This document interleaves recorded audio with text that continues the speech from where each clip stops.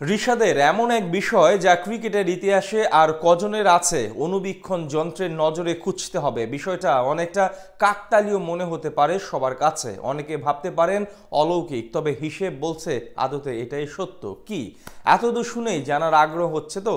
তাহলে আর দেরি না করে চলুন জেনে আসি রিশাদের কি এমন বিষয় যা কাকতালীয় মনে হলেও আসলে সত্যি। বর্তমানে বাংলাদেশ জাতীয় দলের একমাত্র লেগ স্পিনার রিশাদ হোসেন, যার ক্রিকেট ক্যারিয়ারে লুকিয়ে আছে এমন এক গল্প যা দুনিয়ার আর কোনো ক্রিকেটারের আছে কিনা বলা মুশকিল। এমনকি রিশাদের মতন এমন গল্প খুঁজতে গেলেও হয়তো দরকার হতে পারে অনুবীক্ষণ যন্ত্রের। তারপরও এমন বিষয় খুঁজে পাওয়া যাবে কিনা নিশ্চয়তা নেই, যা শুনলে হয়তো অনেকের কাছেই মনে হতে পারে বিষয়টি নিতান্তই কাকতালীয়। কেউ কেউ তো আবার অলৌকিক কিংবা ঐশ্বরিক বিষয়াদি বলেও দাবি তুলতে পারেন। তবে যে যাই বলুক না কেন, আদতে কাকতালীয় নয়, বরং এটাই বাস্তব এবং সত্য।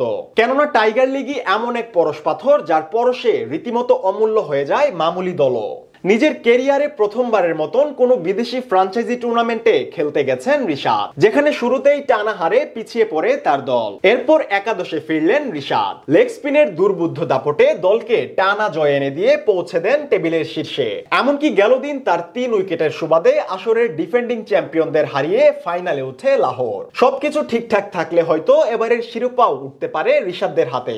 আর রিশাদের এই বিষয়টি অনেকটা কাকতালীয় মনে হতে পারে, কেননা ফ্র্যাঞ্চাইজি টুর্নামেন্টে রিশাদ যেই দলে খেলেন তারাই পৌঁছে যায় ফাইনালে, এমনকি শিরোপা উঠে তাদের হাতে।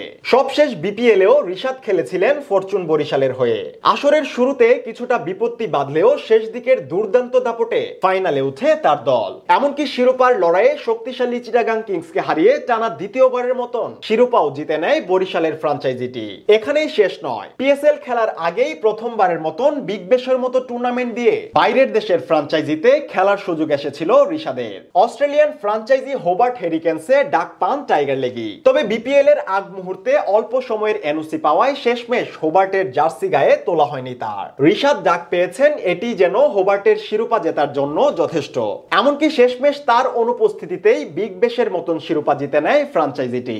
এখনো হয়তো অনেকেই ভাবতে পারেন বিষয়টি নিতান্তই কাকতালীয়, তবে রিশাদের পরশ পাথরের এই গল্প যে এখনো বাকি। ক্যারিবিয়ান দ্বীপপুঞ্জে গায়ানা ক্রিকেট কর্তৃপক্ষের আয়োজনে গেল বছর প্রথমবারের মতন পর্দা উঠেছিল গ্লোবাল সুপার লিগের। উদ্বোধনী এই আসরে বাংলাদেশি ফ্র্যাঞ্চাইজি হিসেবে বৈশ্বিক টুর্নামেন্টের প্রথম কোন শিরোপা জিতে নেয় রংপুর রাইডার্স। আর রংপুরের সেই স্কোয়াডেও উপস্থিতি ছিল রিশাদের। এত অল্প সময়ের ব্যবধানে 4টি বড় বড় আসরের 3টিতেই শিরোপা জিতেছে রিশাদের দল এবং একটিতে আছে শিরোপার অন্তিম লড়াইয়ে। তাই এবার হয়তো বাকিদের মতো লাহোর কালান্দার্সের হাতেই উঠতে পারে পিএসএল শিরোপা।